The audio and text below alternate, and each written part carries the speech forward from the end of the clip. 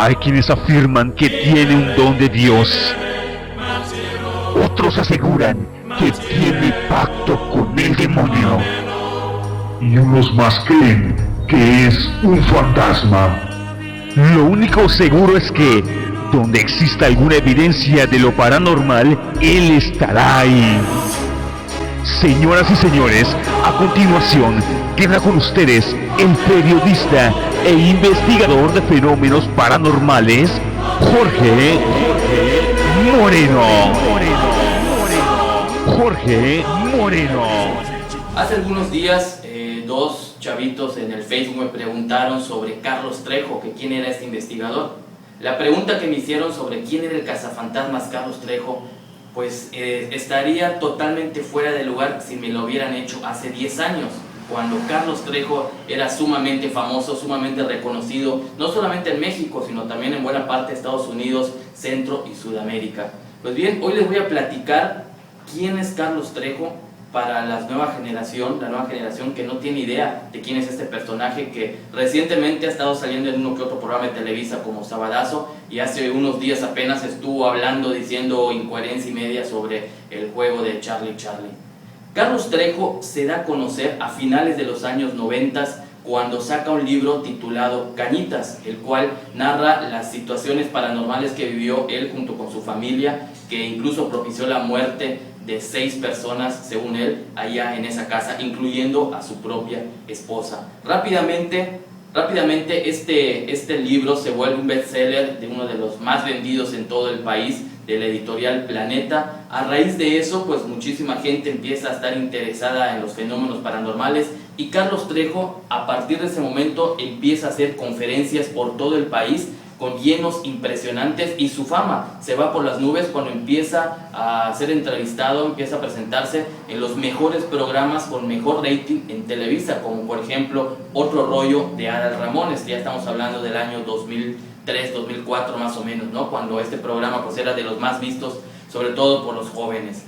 A partir de ese momento, bueno, cuando hacía conferencias en todos lados, pues se llenaban. Él se dedicaba a hacer investigaciones, se autonombraba el cazafantasmas, continuaba publicando libros, era la sensación donde se presentara, y además con la facha y la imagen que le habían creado, es decir, pues más o menos como un rockero, no sé cómo llamarlo precisamente, ¿no? Él salía siempre con su moto, con un vehículo Homer, con sus chalecos de cuero, siempre promoviendo la marca de Harley Davidson. Y bueno, a partir de esto, pues su fama incluso se incrementa cuando tiene un pleito comprado con Jaime Maussan, el investigador de ovnis, que en ese momento también pues tenía muy buena fama. Se hacen de palabras, siempre tuvieron un pique muy fuerte, porque Jaime Maussan comprueba que la esposa de Carlos Trejo fallece, pero de condiciones normales. Ella tenía una enfermedad terminal y muere porque pues simple y sencillamente ya estaba muy enferma y no poseída por un demonio, como Carlos Trejo decía. A partir de ese momento, pues en varios lugares del país también empiezan a mencionar que Carlos Trejo pues había engañado aquí, había hecho una farsa por allá, empiezan a surgir rumores. Y bueno, a partir de ese momento, pues como que otros investigadores no tan conocidos también empiezan a atacarlo y empiezan a decir que era un farsante y que era un charlatán, sobre todo en la metodología que aplicaba, ya que él llegaba con un grupo de 10, 15 personas grabando con cámaras de video, y así sin más él de pronto decía, no, es que yo les mento la madre a los fantasmas para que esto se vaya, ¿no? Cosas que pues sí nos llamaba mucho la atención a otras personas. Yo tuve oportunidad de conocer a Carlos Trejo en persona en el año 2004. En ese entonces yo colaboraba en el programa La Hora Macabra, aquí en el Sistema Raza, en Mérida, Yucatán, México. Era un programa que hablaba sobre fenómenos paranormales, el fenómeno ovni. Cuando Carlos Trejo llega a Mérida para dar 2 conferencias, él se comunica a la radiodifusora porque quería hacer una investigación. Él normalmente cuando hacía conferencias acostumbraba a hacer investigaciones con los casos regionales. Pues bien, el equipo de La Hora Macabra me comenta, me dice a dónde lo podríamos llevar, y decido que lo llevemos a un pueblo llamado Chocholá, un municipio que se ubica a más o menos media hora de Mérida, porque ahí había una investigación que estaba haciendo que estaba interesante. Acudimos, hacemos la investigación. Sobra decir que fue la sensación cuando Carlos Trejo llega al poblado. Todo el mundo quería pedirle fotos, autógrafos, etcétera. Posteriormente las presentaciones en el Teatro Mérida, hoy Teatro Armando Manzanero, son un éxito total, lleno total en sus 2 conferencias. Conocí a Carlos Trejo, una persona muy amable, muy accesible. Termina todo esto, pasa un año, transcurre un año y nuevamente Carlos Trejo regresa a la ciudad de Mérida para hacer ya no 2, sino 4 conferencias que obviamente también resultaron muy llenos. Estamos hablando del año 2005. Nuevamente me contacta, hasta ese momento pues no había habido ningún problema con Carlos Trejo. Estuvo los 4 días, 3-4 días que estuvo aquí en Mérida, yo estuve viajando con él, haciendo investigaciones, pero hubo una situación. En ese momento estaba en su apogeo el famoso caso del alien del fraccionamiento del parque. Una semana antes de que Carlos Trejo llegara a Mérida, Jaime Maussan lo había dado a conocer en otro rollo con Adal Ramones, como el caso del siglo, como el extraterrestre que todo el mundo estaba esperando, etc. Y Carlos Trejo a la siguiente semana, días antes de llegar a Mérida, dijo, sin saber, que el caso era falso, que lo iba a desmentir, que iba a demostrarle a Jaime Maussan que era un mentiroso. Pero eso, claro, recordemos que en ese momento pues ya tenían el pleito comprado. Llega Carlos Trejo a Mérida, los chavitos del fraccionamiento del parque no le permiten que lo entreviste, y él pues no buscaba de dónde sacar la información. Se entera de que yo pues, desde 6 meses antes ya había sacado este reportaje, tenía entrevistas y tenía pues ya la investigación completa de cómo se grabó, cómo se hizo este fraude de este video. Llega, me contacta, pues le doy el material obviamente de buena fe, nunca le cobré absolutamente nada. De hecho, pues 3-4 días estuvimos investigando por varios lugares. Sus conferencias, como lo había mencionado, pues fueron un éxito, 4 llenos totales. Se va, presenta en otro rollo el caso, la investigación, mencionando que era un fraude. La gente incluso de pie le aplaude porque había logrado desmentir y callarle la boca a Jaime Maussan, demostrando que el caso fue una farsa.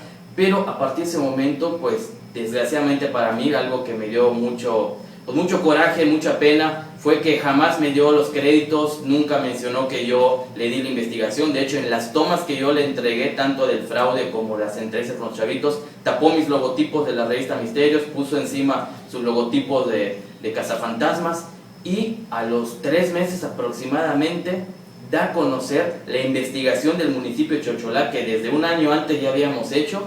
Y para mi gran sorpresa, independientemente de que tampoco me da el crédito, saca una sarta de mentiras mencionando que esa investigación la había continuado de Chocholá a Veracruz, a un caso que ni tenía nada que ver uno con el otro. Saca una sarta de mentiras y ahí me empiezo a dar cuenta que en realidad lo que estaba haciendo Carlos Trejo pues lo venía haciendo en diversos lugares de provincia. Es decir, él llega a una ciudad, le quita el material a ciertos investigadores regionales, lo presenta luego como suyo, pero el parteaguas que vino a darle en la torre literalmente a Carlos Trejo es cuando TV Azteca, a través del programa La Historia Detrás del Mito con Atala Sarmiento, saca un programa especial dedicado a los fraudes de Carlos Trejo y del caso Cañitas. Ahí demuestra con pruebas contundentes que muchos de los fantasmas que presentaba en sus investigaciones eran falsos, eran personas disfrazadas, que las psicofonías las inventaba, las metía a través de programas de audio.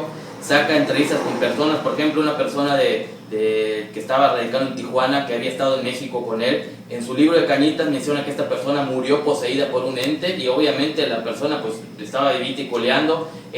Carlos Trejo sacó en el libro la fotografía y el nombre de esta persona, y él pues sale ahí diciendo, indignado obviamente, de que pues todo era una farsa. Y así se muestran un sinnúmero de situaciones, y a partir de ese momento es tanto el impacto que tuvo este programa de TV Azteca y tan contundentes las pruebas, que se viene completamente abajo Carlos Trejo, y a partir de ese momento pues las conferencias empiezan a desaparecer, ya nadie creía en él. Y aquí viene un problema que bueno, nos perjudicó a muchos de los que nos dedicamos de forma seria a los fenómenos paranormales, porque a partir de ese momento la gente en general no empezó a decir Carlos Trejo es un farsante, empezó a decir los fenómenos paranormales no existen, todo es fraude, todo es mentira, ¿no? Y en lo personal pues yo sí tuve muchos problemas, porque cuando yo hacía conferencias, cuando yo sacaba las revistas poco después de eso, pues muchos decían, pues no, a lo mejor tú eres también igual que Carlos Trejo, ¿no? A lo mejor ya los fantasmas ni existen ni nada. Sin embargo, pues esto estamos hablando de más o menos del año 2007, 2008, ya han transcurrido 7 años desde ese entonces. Carlos Trejo literalmente desapareció, ya su credibilidad se fue por los suelos, al grado que ahora las nuevas generaciones de pronto preguntan, ¿quién es Carlos Trejo? Porque hasta la fecha, de vez en cuando esporádicamente le dan espacios en algunos medios de comunicación. Sin embargo, bueno, pues los que no sabían, aquí les respondo con este video. En términos generales, ¿quién es Carlos Trejo? ¿Cómo se fue de la gloria al infierno? Misterio.